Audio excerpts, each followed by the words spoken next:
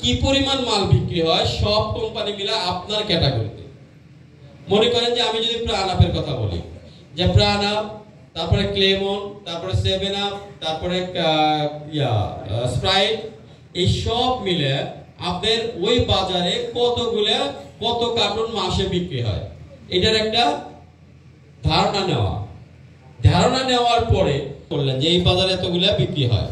তো ওই বাজারে মনে করেন যে টোটাল যদি আমরা হিসাব করি যে মার্কেট সাইজটা আছে, মনে করেন যে 350 কার্টন বিক্রি হয় টোটাল সিএসডি বা হট, হ্যাঁ যেটাই ধরেন যে মাল ড্যামেজ হবে। বাট ওই দোকানে যদি আপনি 10 কার্টনই মাল দিতে পারেন তাহলে কিন্তু আপনার ওখানে ওই দোকানের 100% ক্যাপাসিটি আপনি ইউজ করলেন। ওখান থেকে কি হবে যে আপনি যত ঢুকবেন আর একজন তত বেরোবে, নাকি? সত্যি কথা না মিথ্যা কথা? কারণ দোকানদারের ক্যাপাসিটি কিন্তু সেম আছে। যেমন আপনার ডিস্ট্রিবিউটর পয়েন্টে তার ইনভেস্ট 10 লাখ টাকা, এখন আপনি দেখায় যে কোন প্রোডাক্টে বেশি ডিও দিতেছেন, কোন প্রোডাক্টে কম ডিও দিতেছেন।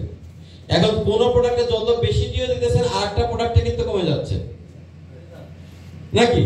ওই যে আপনারা অনেক সময় গরমের সময় বলবেন স্যার ডিঙ্কোপ্লোট দিয়ে দেই সেরা পারি না, আমি টম তুলবো কিভাবে? তার মানে ডিঙ্কোপ্লোটের স্টকটা আপনি এত বাড়াচ্ছেন যে আদার্স প্রোডাক্ট আপনি তুলতেই পারতেছেন না। তার মানে আপনি একটা দোকানে যত বেশি ঢুকবেন অন্য কোম্পানি তত বের হয়ে যাবে, আর দোকানদার কিন্তু চাবে